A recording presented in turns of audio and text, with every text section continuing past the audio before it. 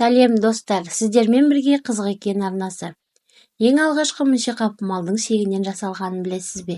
Кандон атауы қалай пайда болды?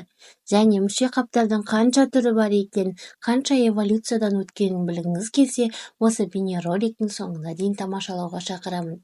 Мені қолдап, лайк басып, комментарий жазып, арнаға тіркеле отырыңыз.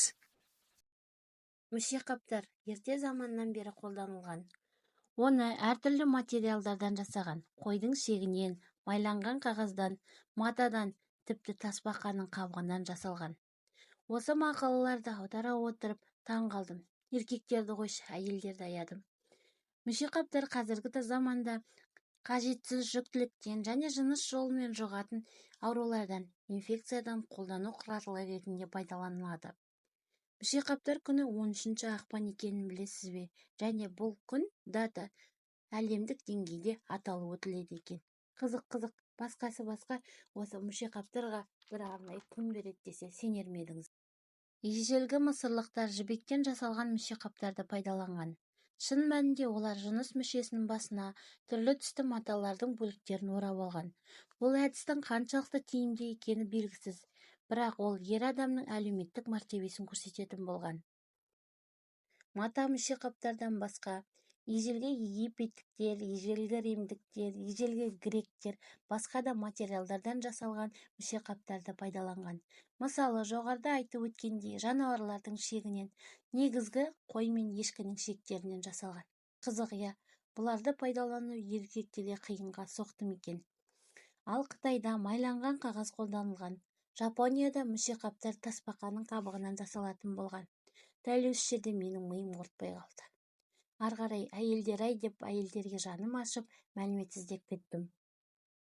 16 ғасырда Еуропада мүшеқаптар жыныстық жолмен жұғатын аурулардан, сифилистен, мерезден қорғайтын құрал ретінде пайдаланылды. Бұл жөнінде ең алғашқы ақпарат 16 ғасырдың ғылыми еңбектерінде кездеседі екен.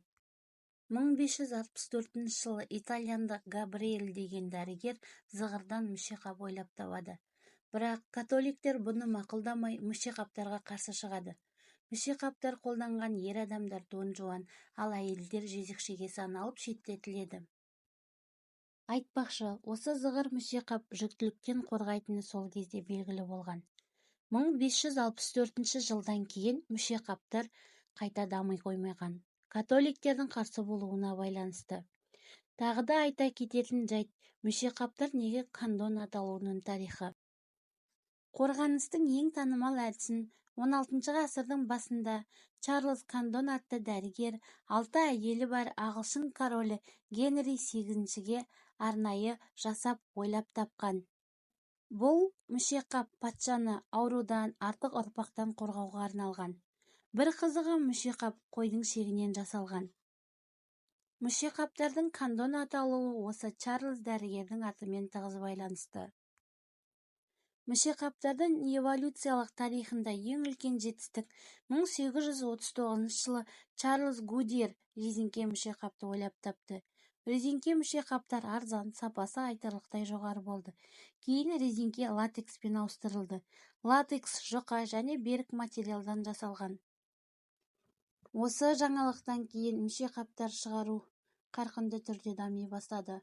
1980 жылдары орыс даласына Спичвич келе бастаған кезде кең қолданысқа енді, ал Қазақстанға, қазақ даласына қай уақытта тараған белгісіз. Осы шағын бейнероликті жасай отырып, ата-бабамыздың мүшеқапсыз-ақ әдемі өмір сүргеніне бас идым. Сонау 16 ғасырда Еуропада жыныс аурулармен алысып жатқанда ата-бабамыз кең даланы кезіп, әйелін ханшыдай сыйлағанына басымды иіп рахмет айтып отырып жасадым. Құрметті көрермен, назарларыңызға рахмет. Ұнап жатса, лайк басып қолдап отырыңыз. Айтарыңыз болса, комментарийға жаза кетіңіз.